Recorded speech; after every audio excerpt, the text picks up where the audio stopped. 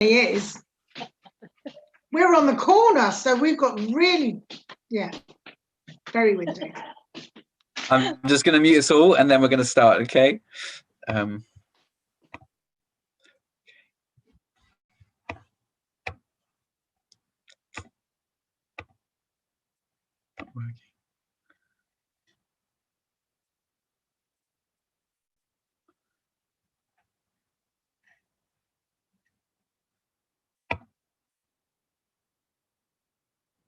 We got you. We got that comment there, Vernus. That's perfect. Welcome, everyone. Welcome back to Chasing Lullabies. I don't think everyone knew that it was on. It was a bank holiday. Big ambiguity. Machlokes raging. You know, was Chasing Lullabies on? Was it not on? It was in Shabbat on. There was a WhatsApp. Anyway, it's really lovely to have you here tonight. And we're taking our discussion that we've sort of been developing throughout the book of Leviticus, and we're taking it to a next level this evening. And really, there's two different parts to tonight. There's one part which we'll call it foundation stage, and then we're going to talk. The next part will be the advanced stage. And what I want to think about at this point, at this juncture, is the concept that we've slowly been building, which is the idea of having a relationship with God, a relationship that has tangible expression in activities such as sacrifices, and why those activities are relevant. So thinking about specific parts to a relationship, but then we also started thinking about the necessary preconditions to a relationship. And that's where we sort of moved into last week when we talked about making space. We talked about making space for a relationship. So we talked about making space within our encampments to house the divine. We talked about making space, God making space to have a relationship with us, making space, so to speak, within infinity to house the finite. And that how there are boundaries to relationships along which those spaces of other and me, of I and thou, need to be respected, such that when we do start to reach out to each other, then it's done with consent, it's done with permission, it's done with true, meaningful love, rather than with one person trying to take over the other. Now, whilst we sort of strayed into the maybe psychic domain, we were talking essentially about physical space or conceptual space, my space, God's space, finity and infinitude. But there is another domain, another area within which we need to make space for another being in order to have a relationship with them. And this domain is where the book of Leviticus begins to chart its course, and it's the domain that I'd like to explore with you this evening. What's that domain? Where else do we need to make space for another in order to have a relationship with them? Over to you. No, really wasn't expecting that. Normally I'd like to do a 20-minute introduction. It's just like a 3-minute introduction today. Where else do we need to make space for another? If it's not physical space, where else do we need to make space in order to have a relationship with another person? Emotional space, spiritual. Emotional space, spiritual space. I'm going to still call that conceptual space. So thanks, Mum. You're welcome, by the way, to turn on your camera so I can see you. I think that is space in your mind. I'm going to call that conceptual space also. That we're also like, when I talk about conceptual space, I mean that we fill up something which is a container. So, you know, we fill up physical space or like mental space or emotional space that is filled up with me, and we need to pull back to make space for something else. So these are all good places. But I'm wondering where another domain, something a little bit more practical. I'll give you an example. Maybe, you know, you could be living with someone, sharing the same physical space with them. You know, as my rabbi used to joke with me, when you get married, you marry a permanent roommate. So now you've got a permanent roommate. But then you might still not have a relationship with that permanent roommate. Why not? You've made the emotional space, all the emotions are there. You've made physical space because you're living in the same home together. But there might be something else which is stopping you from relating to each other. Stephen, did you want to take a whack? Privacy or time? Time. Yeah, time. That's what I was looking for. I'm sure all the other answers were great. That's where I was going, which was your heart is filled with love. and you are deeply engaged in sharing physical space, like that this person does those chores in their home and the other chores, and you live in the same dwelling, you go on holidays together, but you actually don't spend any time with each other. And a relationship, if anything, needs both quantity but also quality time. It needs time to nurture a relationship. There's a song called Cats in the Cradle. I wonder if I can just put it up very quickly, though it might stop us being able to use this YouTube video unless I cut it out. But there's a song called Cats in the Cradle by Harry Chapin. And it talks about a father who's got no time for his son. Let's do a little screen share. Let's see if we can get that going. Okay, I think it brings out the idea very beautifully, and quite sad, in a very sad way as well. Can you see my screen with the YouTube? Yeah. Let's see if we can optimize for video link. Can you still see the? Okay. Don't really need to have it full screen.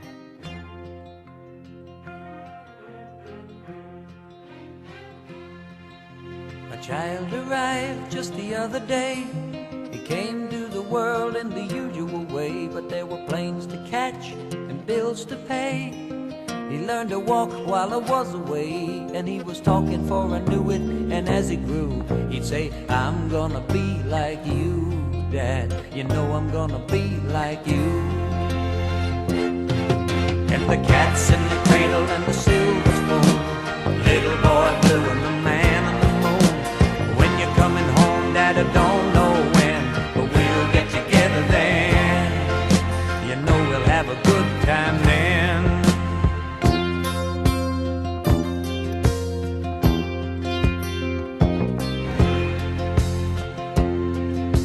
My son turned 10 just the other day. He said, thanks for the ball, Dad, come on, let's play. Can you teach me to throw? I said, not today, I got a lot to do. He said, that's okay, and he walked away, but his smile never dimmed. Said, I'm gonna be like him, yeah, you know I'm gonna be like him. And the cat's in the cradle and the silver spoon, little boy blue and the man on the moon. When you're coming home, Dad, I don't know when, but we'll get together then. You know we'll have a good time then.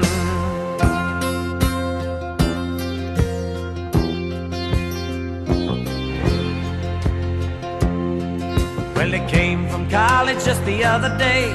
So much like a man, I just had to say, son, I'm proud of you. Can you sit for a while? He shook his head and he said with a smile, what I'd really like, Dad, is to borrow the car keys. See you later, can I have them, please? And the cat's in the cradle and the silver spoon, little boy blue and the man on the moon. When you're coming home, son, I don't know when, but we'll get together then, Dad. You know we'll have a good time then.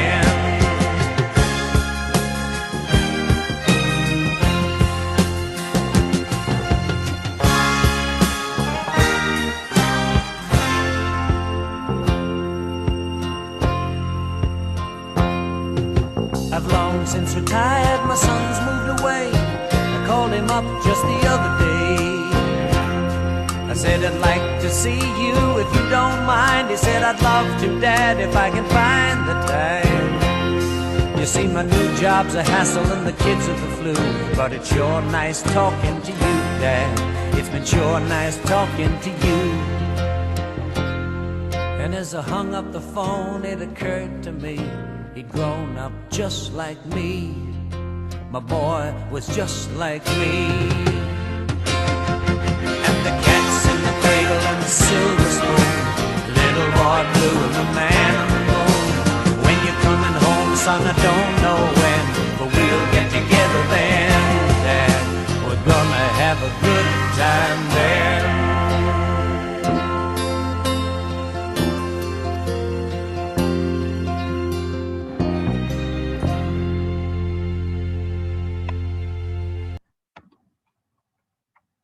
First of all, did you hear that okay?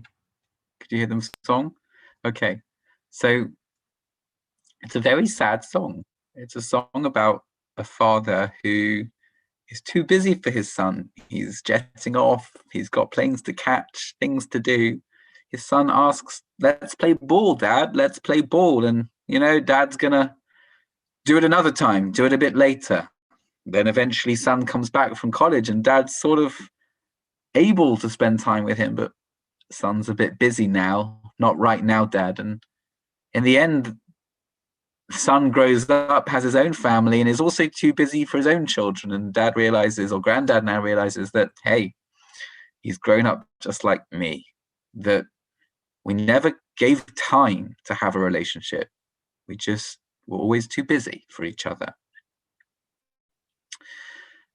And I suppose that's the danger of any relationship, is that you can assume space. You can assume that just because you share space, you've made space for each other, then that's enough. But what you've forgotten about is time. That relationships need time.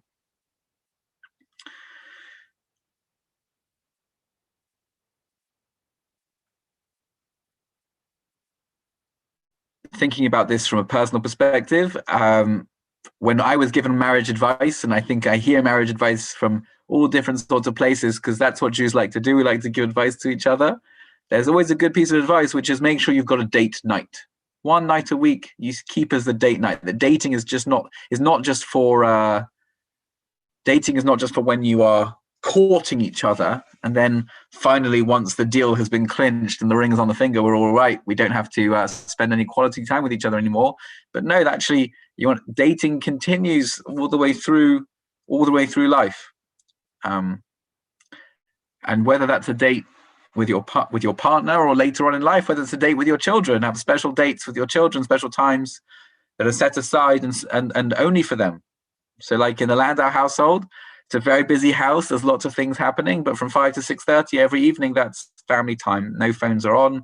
We don't answer the phone if it rings.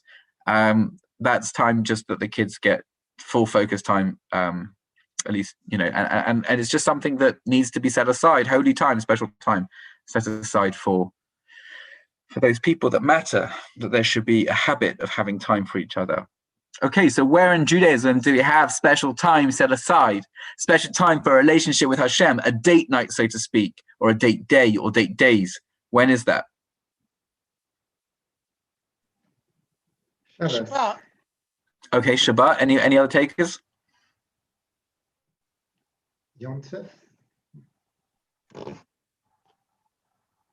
Susanna, Sheila, what were you going to say? Yom Kippur. Yom Kippur. Okay, yeah, that's a good date. That's another Yom Tov. Yeah, Rena. Anytime you're davening. Davening times. I like that. Okay, so that's a dating time. Okay, so let's take this idea that Shabbat is a day that is set aside, and Yom Tov is a day that is set aside, and let's see if we can make some predictions to test this hypothesis, and that's what we're going to do tonight. So, if we were going to be saying that this is true, that we're going to equate making space in time to making space in either physical or conceptual space, then we know what was the word that has been used so far to describe, what is the word that's so far been used to describe making space in physical space? For example, the word for temple. What's the word that we've been moving through? A mokum. Mokum is place. Yeah, and what's the word for the house of God, the house which is maybe holy, the house which is set aside from everything else? We talked about this word that has many interesting roots. I think maybe Mishkan. Mishkan is where he dwells, but that's in the tabernacle in the desert. And Rena, what's the Mishkan called when it finally has its resting place in Jerusalem? The Beis Mikdash, that's right. Beis HaMikdash. So that the God's holy, the home of holiness, really. Mikdash, which has the root kuf daled shin, which means holiness. I don't know. Did we discuss this root holiness, kuf daled shin, that it's got different expressions? We were suggesting, I think, that holiness, this idea that there's a holy space, it's a space that is set aside from everything else. Now, why is that? Why are we saying that something which is holy is set aside. So this in Hebrew, we know that the etymology of a word, the root of a word, tells us something about its essence. And so if you can look at where the root of a word is expressed in different locations, expressed in different words, you can learn something about the essence of the word. I'm going to give you a list of words that have at their root kuf daled shin, that have at their root this root of kadosh. Okay, one is kedusha, which means holiness, right? Another one is kiddush. We make kiddush on Shabbat to bring in the Shabbat day, to sanctify the Shabbat day. Another word with kuf daled shin is kiddushin, which refers to Jewish marriage. Another word with kuf daled shin is mikdash, which means the temple. And another word with kuf daled shin is kedesha, which means a prostitute. You weren't expecting that, right? So let's just do that again. Kuf daled kedusha means holiness. Kiddush means sanctification. Kiddushin means marriage. Mikdash means temple, and kedesha means prostitute. And they all have the same roots. Kuf daled shin. One on earth is the similarity, the common denominator that links these ideas together. What do you think?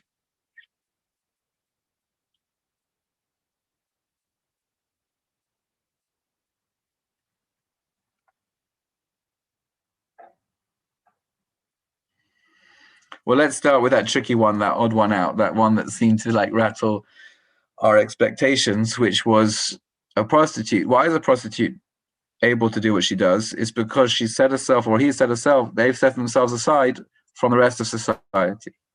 They have moved away from their ordinary normative relationships in order to enable themselves to sell their bodies. They've set themselves aside. It's almost like they've made space, but they've moved out of ordinary space to set something aside for a designated purpose. Take that idea of setting something aside for a designated purpose, but think about different purposes. The place of the temple is a place that is set aside from all other places. Those of you who've been learning Daf Yomi, we've just reviewed all the miracles that happened in the space of the temple, a space that is unlike any other. It's set aside from all other spaces. It's a space that is dedicated to God's presence. As Rena mentioned, the Mishkan, the place that God's presence rests, it's a holy place. It's a special place, and so it's set aside from all other places, designated for a particular purpose.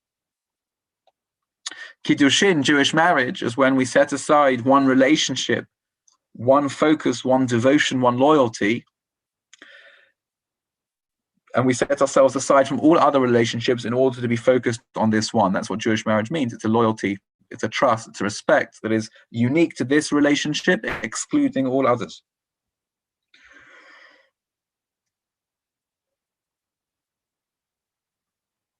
And finally, Kiddush, making the sanctifying a day, say with a cup of wine, when we sanctify Shabbat, that's when we set this day aside from all other days.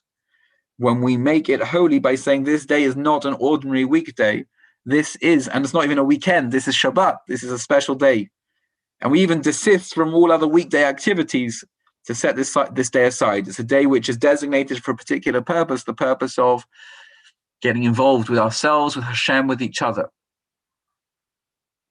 So that's the word kiddush, that's the word mikdash, and it's this idea of making space, setting aside and designating for a particular purpose. If we want to think, yeah, Jeff, 1 second. So if we want to think that that's a word that seems to underpin this concept of making space. So 1 second. So then the question would therefore be, the hypothesis would be that if we're going to suggest that making space, designating space for a particular purpose, is at the heart of this word mikdash, then we'd want to not only see physical space described as mikdash, we'll just want to see the temple described as mikdash.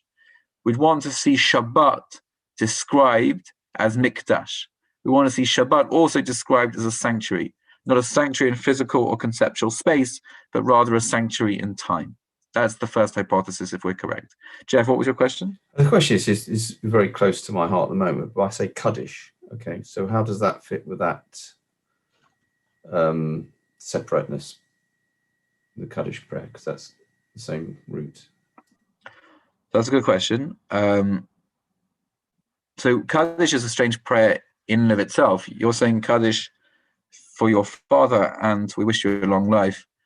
And Kaddish seems at first glance to have no connection to mourning. You're in your year of mourning, you're in your year of memory, where happy experiences are diminished. But the words of Kaddish, Lullabies, Kaddish, may God's great name be magnified and sanctified, don't seem at first glance to bear any bearing to that experience of loss and grief and bereavement. So you probably heard me say my shtickle, my thing on this, because I just looked my go-to for almost all my shivers or levayas, because I think it gives me it gives me nourishment when I'm at these low places. So I try and share it with others. But my go-to Dvar Torah for these situations is that when a person passes away, each person is a soul, which is a shining expression of Hashem. So everyone here on this Zoom call is a unique soul with a unique light that they can shine into the world. And you know that, again, for me personally, I resonate with this because I very much lifted up by this metaphor that runs through Judaism of light being shone into the darkness, that we are an Or LaGoyim, we're a light to the nations, that Torah is light, that there is darkness, but then we have the opportunity to shine light into it. And the way that we do that is unique. So, Verna's got her own light, and Stephen's got his light, and Suzanne and Sheila have their light, and Rena's got his light, her light, their lights, and Jess, you've got your light, and your father had his light, and your father had a unique light, and every light is different, and every light is multifaceted and multicolored, and it's special. It's special, and it doesn't have to be like this big, loud light. It can be this soft, gentle, refined, dignified light, which was special, which was just so unique. And when that light isn't there anymore because that person has passed into the world to come, so then there feels like there's a vacuum in this world, there's a darkness in this world. And so we say to God, Yiskadlav Yiskadla Shmei Rabbah, may your great name that was expressed in the soul, there was a part of you that was Mr. Cash. That was your father, that great light that then was filtered into a tangible soul that then filled a person and allowed that person to shine something special and unique into this world. May that light shine again. And so why is it Kaddish? What are we sanctifying? We're setting aside this moment, we're setting aside this memory and saying, I'm designating these words, I'm designating this memory to that person, to their light, to bring more of that memory, more of that goodness into the world. That's how I'd start to sort of answer that question. I'm not sure if it's fully there, but that's how I'd start to do it. That the sanctification, that what we're doing, what we're setting aside is, we're setting aside mental space, prayer space, heart space, in order to fill it up with a memory that will continue to shine. Thank you. It's a good answer. Okay. Yeah, we wish you a long life, and everyone else who today had a stone setting, Mark and Natalie, if you're there, and everyone else in the community, the Shiva this evening just now. We wish everyone who's remembering someone and marking your side to long life.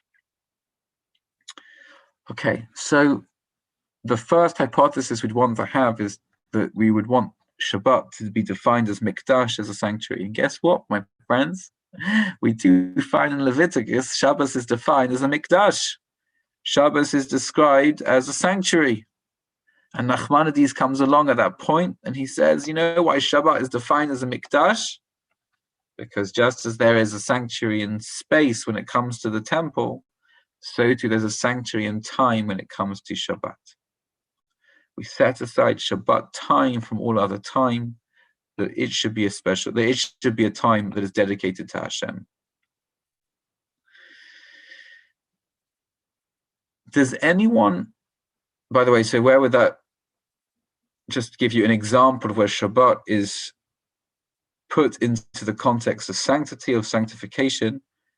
If you look at this text, which is from the beginning of Parshas Kedoshim, which is not the parsha that we're focusing on particularly right now, but it says over here, Daber el kol hadas b'nei Yisrael, speak until the community of Israel, and say to them, Kedoshim to you, be holy, Ki kadosh ani, because I am holy. Ki ani kadosh ani Hashem Elokechem, because I am holy, the Lord your God. Ish imo v'aviv tira'u, a person shall revere their mother and father, v'eth Shabbos society shmoiru, and guard my Shabbat. Ani Hashem Elokechem, I am the Lord your God. The sequitur, the actual sequitur from being holy is guarding Shabbat. That means Shabbat seems to be a path to holiness and even defined as holiness. And what we need to now do then is even find something which describes Shabbat directly, not just as a path to holiness, but holiness unto itself. So let's see if we can do that as well. I think we'll find it in this week's parsha, funnily enough, or the parsha that we just read, Parshas Emor. But whilst I'm finding it, I'd like to offer you a question up to you, which is, how do you relate to this idea of Shabbat being a sanctuary? Does this resonate? Does it not resonate? What do you think about that?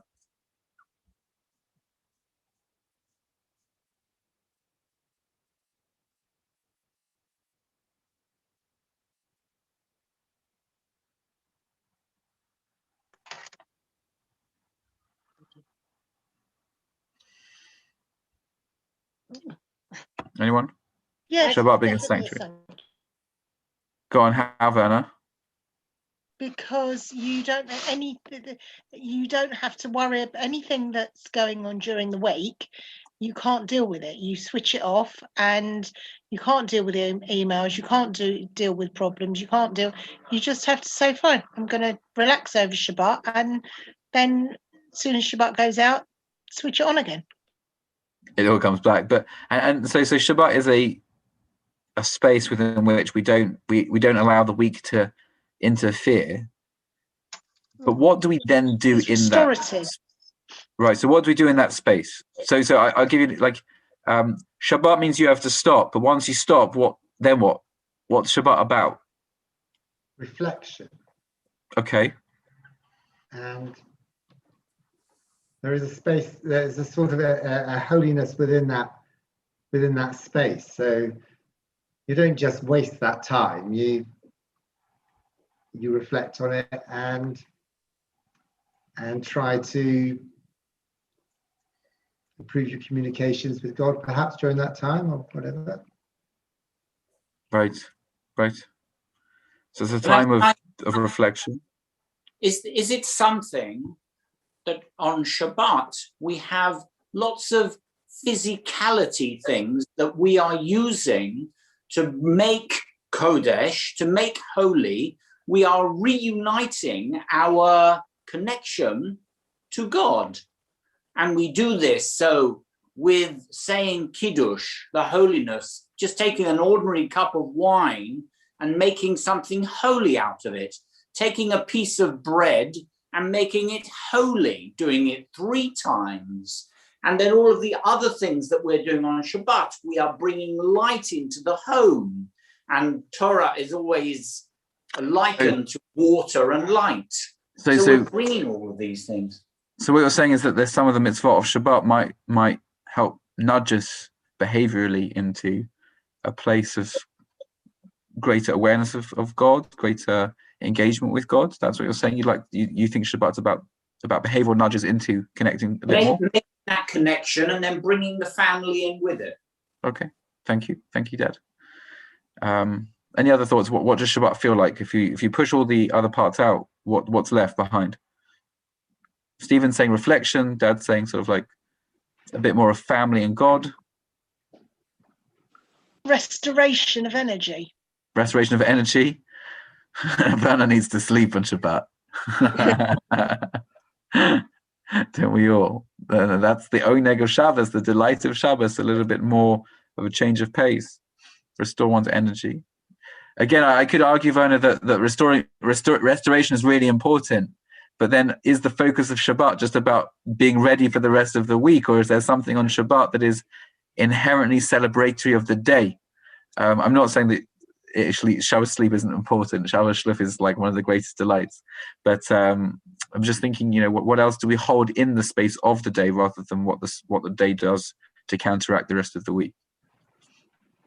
There is a certain change of state of mind. same as perhaps with what Jeff was saying and how it relates to mourning, that when you start to say Kaddish, you go into a different frame of mind. You're putting yourself in a different place. Also, when you say Kaddish, you sort of put yourself into a place to do that. Right. I'm gonna give us maybe a thought. Jonathan's got things to say. Go on. First, Jonathan. Just thinking about it, isn't it the focus of the week, in the sense that is the important day? The other days are just counting towards Shabbat. That's right. So that's an ideal, would be, that we're either counting away from or up towards Shabbat. So the first 3 days of the week we're counting away from, and then the next 3 days of the week we're counting up towards. That Shabbat becomes almost like the focus of the week, is the direction of the week and the direction of play.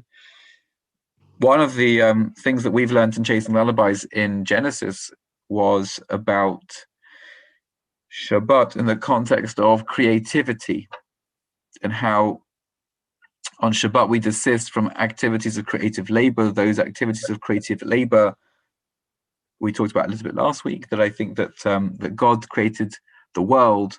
Now we can't stop creating in the way that he creates, but we can stop creating in the way that is reminiscent of what his creation was. So his creation was to make a space within infinity for finitude. Our creation is to make a space within finitude for infinity, that we make a space within our camp for God's presence to reside. And how did we do that? We built a tabernacle. What was the method of building the tabernacle? With 39 acts of creative labor. And so on Shabbat, we desist from doing those 39 acts of creative labor. And by desisting from those activities, we testify that God's creativity he's the ultimate creator. By the way, in that verse that we just saw, why holiness would involve honoring one's parents or revering one's parents, you could argue that the reason that being holy also resonates not just with Shabbat, but with revering one's parents, is because part of Shabbat, part of holiness, is recognizing the creators in our life, making space for those creators. And so we have two sets of creators. We have our supernatural creators, we have our godly creators, and we also have our natural creators. We have our parents. They're even on Zoom calls with us, and that's amazing. And it's just such as a chut to be able to share Torah with my parents. That's such a nice thing. Shepping nachas, guys. Yeah. So anyway, Baruch Hashem, Baruch Hashem. I can't see you, so I don't know if you're squirming or laughing. So that's amazing. So also, if you put your camera on, I'll get more feedback from your facial expressions. And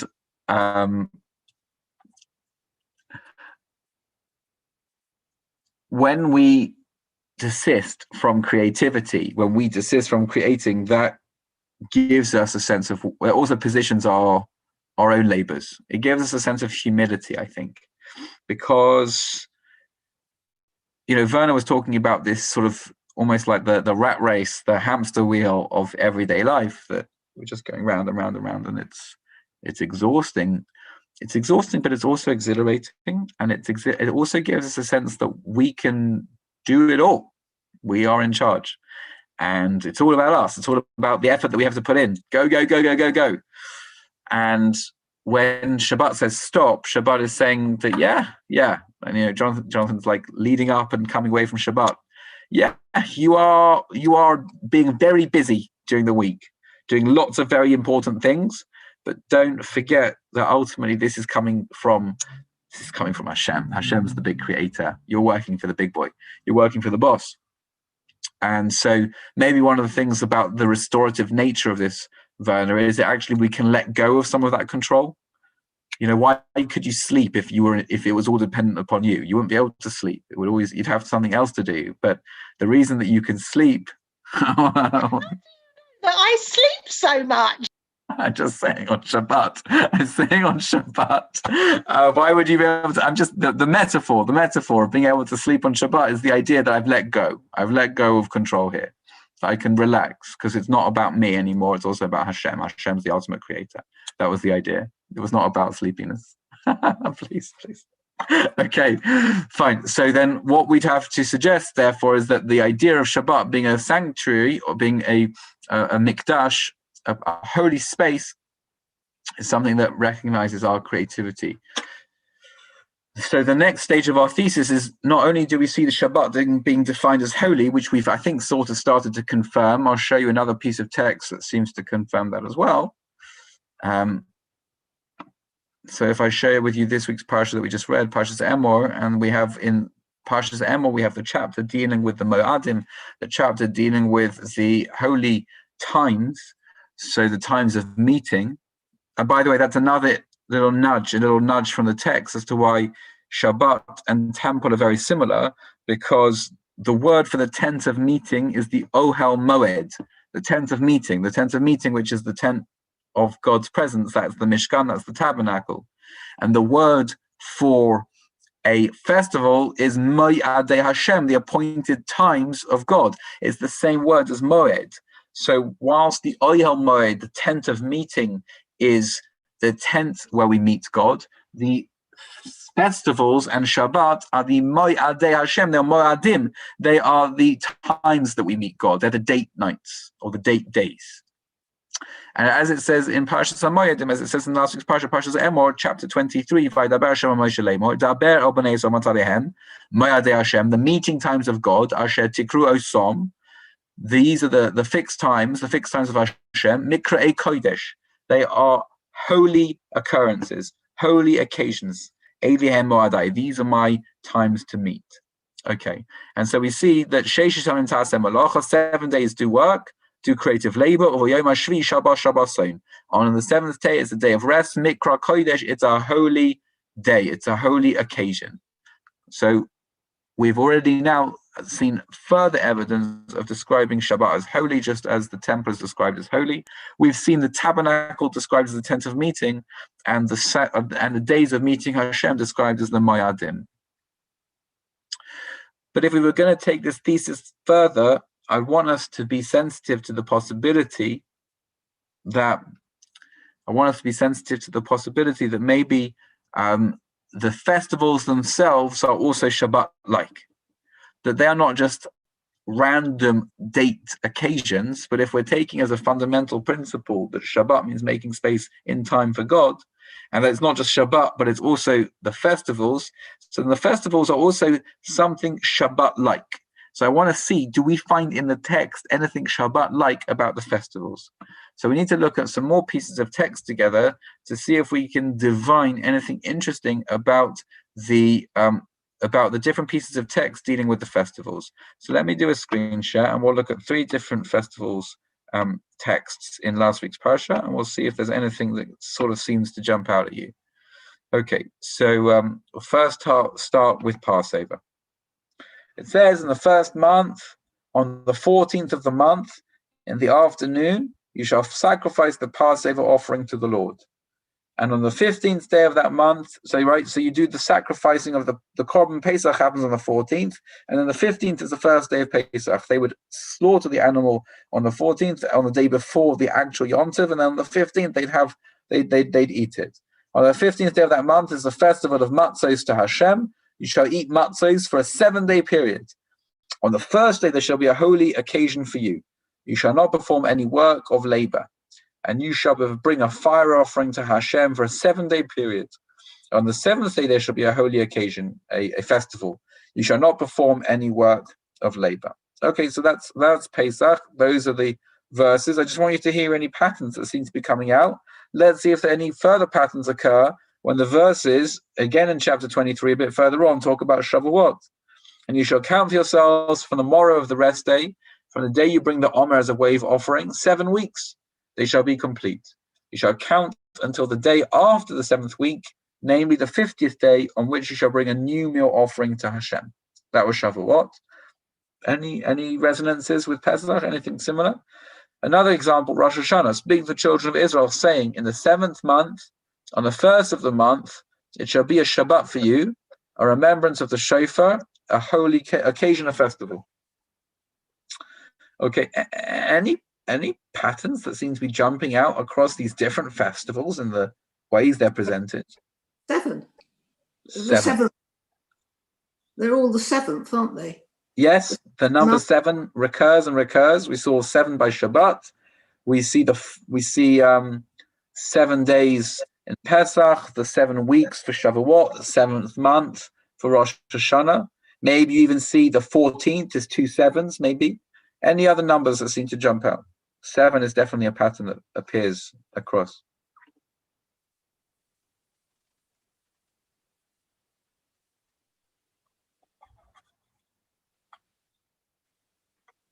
I think there's one other number pattern that seems to jump out.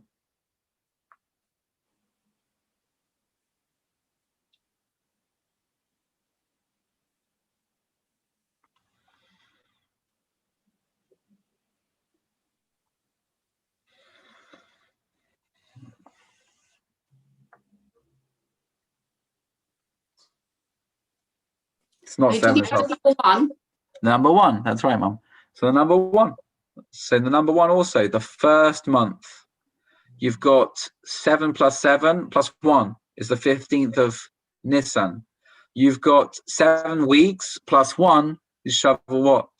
You've got Rosh Hashanah, which is on the 7th. It's the 7th month, but it's the first of the month. It's all 7s and 1s. 7s and 1s, 7s and 1s, 7s and 1s. And if you wanted to see that diagrammatically, so we've sort of annotated the text. Here's one that was made earlier. Again, thank you to Aleph Beta for this, and they really have an amazing array of material. So then you'd look at the verses and see that it's all 1s and 7s, or 1s and combinations of 7s. It's pretty interesting, isn't it? It seems like there's a number idea that is recurring throughout the texts about the festivals, almost like there is some sort of Shabbat idea, that Shabbat is a 7-day period with a 1 day that is set aside. Maybe 6 plus 1. I think it's a 7-day period with 1 set aside. That's what Shabbat is, and Shabbat seems to popping up its head throughout the festivals. It's sort of like the festivals are substitute Shabbats. They're Shabbat natures to the festivals themselves. Just as we saw at the beginning of Parashat HaMoedim, at the beginning of this section dealing with the festivals, we said, for 6 days you shall do your work, or Bayom HaShvi, and on the 7th day, it's a holy convocation. On the 7th day, it's Shabbat. Why are these festivals being presented in the 1s and the 7s? The 1s and the 7s. I suppose maybe you could argue that we're meant to be seeing a central concept called Shabbat, which is expressed, a concept called Shabbat, which is expressed both in the weekly permutation of Shabbat, the weekly Saturday event, let's say, but the concept called Shabbat is also expressed not just in a weekly form, but also in a yearly form in the festivals. That means each festival is also a Shabbat-like event, and that's maybe evidenced by the Shabbat-like numbers that appear throughout the festival descriptions themselves. Rabbi, go back to the text. Go back to the text, yeah. I mean, it's explicit in itself. There's at least one mention of Rosh Hashanah being a Shabbat. Yeah, absolutely. You're right. So why do we have to go to the trouble of putting all the numbers when it actually says it in the text? Okay, so I think that the numbers probably just add fuel to the fire, first of all. But you're right that over here in Rosh Hashanah it says it's Shabbat. Yelachem Shabbat, and it should be a Shabbos for you. But you could argue, and once you're getting, by the way, once you're getting involved in the words of Shabbat appearing, so then you're right, Jeff, that the word Shabbat also appears when it comes to Shavuot. Sheva Shabbosos Tamimos Tiena. There should be 7 Sabbaths, perfect Sabbaths, 7 weeks, 7 perfect Sabbaths. It's not just saying 7 Shavuot. It's not 7 weeks. It's 7 Shabbatot. So we translate it as 7 weeks, but it's actually 7 Sabbaths. Even on Pesach, there is a word that is used to refer to Shabbat. What's the word on Pesach that describes Shabbat? This is slightly left field. We should not perform any work, it says. Pardon? You should not perform any work, right? But there is actually a Shin Bet Taf. There's a Shabbat word used in Pesach. So I'm going to push you, Jeff, because you did Pesachim, which me, or parents can also jump in because they also do daf yomi. But there's a prohibition. There's a relationship we have with chametz on Pesach, which has a Shabbat-like word associated with it. Any takers?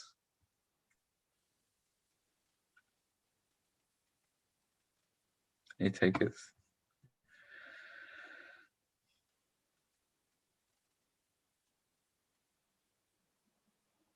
I'll show you the text and see what you think. Okay, it's a verse which talks about Pesach. It's actually not in the parsha that we just read, but it's a verse in Exodus. It's the top verse over here, Exodus 12:15. Shivas yamim matzah yisteicheli. For 7 days you should eat matzah. Ach bayom rishon tashbisu se'or batechen. But on the first day of Pesach, look at that word, taf, shin, beis, yud, saf, vav. The root is, it means, we translate it as you shall get rid of all leaven. You should get rid of all leaven from your houses. But the word is Shabbat. The word is to rest from leaven. The word is to rest from leaven, to have a Shabbat from chametz. So Shabbat even appears in the concept of Pesach, the word Shabbat. We're seeing now that Jeff has alerted us not just to a numerical similarity, but also the fact that the very word Shabbat appears when it comes to describing Rosh Hashanah. And it appears when describing Shavuot. It even appears when describing Pesach in the context of getting rid of chametz. There's something Shabbat-like about the festivals. So once again, therefore, our central thesis is there's something called Shabbat. There's a concept, this concept called Shabbat, this sanctuary that we're creating, a sanctuary in time. That sanctuary in time has an expression every week with Saturdays, and it has expression every year with different festivals, which, if this is going to work out, will all have Shabbat-like qualities to them. And if we're going to say that the Shabbat of Saturday reminds us that we are not the big creator, we are just little creators, then it would require us to make the suggestion that somehow each of the festivals also teach us something about our creative power. That if the central concept of Shabbat is making a space in time, how do you make a space in time? By setting aside this time and recognizing that there is someone else who I am smaller than, subservient to, but have a relationship with. I have to recognize that being's presence in my life. I have to recognize godliness in my life. I recognize that on the weekday by saying all my activities of the week are not mine, they're Hashem's. So for example, how would Pesach tell me that? What does Pesach tell me about my power, that it is minimized, it's less than Hashem, and that somehow Hashem is running the show? I need to sort of have a check and balance in this sanctuary in time to bring that recognition of my relationship into it. What would you say? What does Pesach hold in that context? Why is Pesach a Shabbat-like experience? And if you want to give it, I'll give you a nudge in that direction. What's the one thing that we can't do on Pesach? We can't make bread. So if Shabbat is about recognizing we're not gods, but there is us, there is God, and therefore there's a time for us to be with him rather than become him, what is God-like about making bread? It's creativity, isn't it? Go on. Let's think about the creativity of making bread. Take us there, Rena. Do you make bread, Rena? I haven't for a long time. I have asked. So why is a unique creativity possibly in making bread different to, say, just the standard creativity we'd have with any other weekday activity? There's something maybe quite powerful about the creativity of bread making. What's time. that? You've got time to wait for it to rise. Yeah. So what's happening in the rising? What's happening in the rising? Fermenting. So what's fermenting in the dough, and it's rising and it's turning into something else. Oh, it's like the dough is having breath breathed into it, right? The fermentation of the yeast creates the byproduct carbon dioxide. You've got life in there that is creating air, that is puffing up the clay, puffing up the dough, and making it almost like it's breathing, like it's alive. So it's like you're giving life. Before that, and then what do you do with that breathing, living dough? You put it in the oven and you kill it. And you can take that a bit further back, and there was something called wheat. It was living, it was alive, it was fresh and fertile, and you chop it down and you kill it. You don't just kill the wheat, but you take the kernels of wheat and you grind them, you pulverize them into nothingness. You've really destroyed all possibility of this nourishing life or holding life. And then something amazing happens. You mix the flour with water and the naturally occurring yeasts within the flour, or maybe by adding an external yeast into the mixture, you bring life into death, so to speak. You've brought life into the dough. Now the dough is puffing up, it's expanding, it's become something alive again. And then you braid it maybe, and you egg wash it, and you get it ready to go in the oven, and then you kill it by denaturing the yeast and by baking the dough. And then what do you do with it? Then this bread becomes nourishment for a human being, and you create new life with it. You have life to death, to life to death, to life. You're playing with something very interesting here. And in an agrarian society, you're always doing that. We're very disconnected from our food these days. But in an agrarian society where they are growing the wheat and grinding the kernels and making the flour and making the dough and allowing it to rise, and as you said, Dad, that does take time, but all life that you nurture does take time. They're very connected to this idea of life and death, and you could feel like you're in charge somehow of the agricultural crops that you are nurturing and manipulating. And so one day a year, God says, have a Shabbat.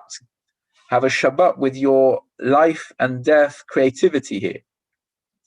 There's no more rising, guys. There's no more breathing life into the dough. That is an artificial process, but it's not yours to think that you're in charge of. Don't do that anymore. Just have flat dough, have flatbread, have lafa, have matzah. That's what you have to have, because Shabbat is a day where you recognize that God is part of that process too. And by having a day where you recognize there is someone else here that we're sharing space with, having time that you set aside to remember that relationship, the relationship is sanctified, the relationship is kept fresh and holy. That's just one example of how a Yom Tov becomes a expression of that central core theme of Shabbat, that we are giving space for someone else's creativity, someone else's power to be greater than ours. And surely that's the heart of every relationship. The heart of every relationship is where it's not all about me and what I can do and what I want, but the heart of every relationship is recognizing that there's someone else there that I can, by recognizing their existence, then start to have time, holy time, special time with them. I'm going to pause for a second if any thoughts or questions or comments at that point.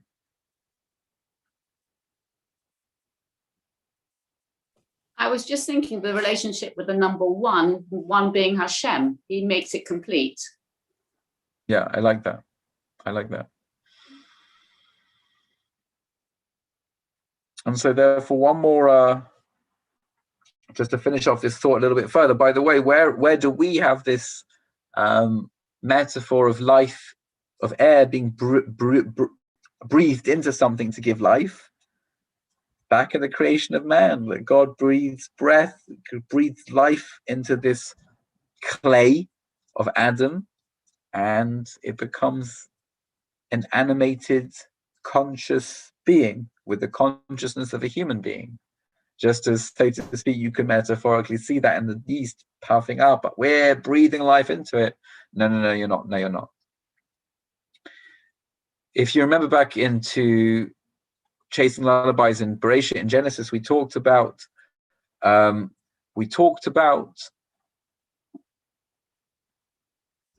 problem of constant creativity. That we said that an artist who is always painting and never stops ultimately destroys their painting, because the way that a painting becomes complete is when the artist stands back from what they're doing. Shabbat also gets us to stand back from our weekday activity and it gives independence of the creation. If you're still creating, you're still connected to the creation. It's not separate from you yet. It's not really done. Paradoxically, the final stage in creation is letting go. So in the same way with God's creation, so why does Hashem need to rest after creating a universe? Was it so taxing for God to create the world that he needed to take a breather afterwards? Of course not. God's rest wasn't about recovering from the exertions of labor, but it was the kind of rest that an all-powerful creator, an all-powerful painter needs to take. Because in resting, God gives independence to us, his creations. He let us be. It was only once we were separate that we were able to begin a relationship with him. Shabbat is not just about us letting go of our creativity to make space for God. It was also about God letting go of his creativity to make space for us. And in that time of Shabbat, where we've made space for each other, whether we've made space from the creativity of the week or the creativity of life and death that goes into yeast making and bread making, or it's the creativity of other sort of animal production that might be the heart of other Shabbat-like experiences and other festivals, which don't quite have time to go into now. All of that is about letting go that there's another creator, there's another being. It's not just me.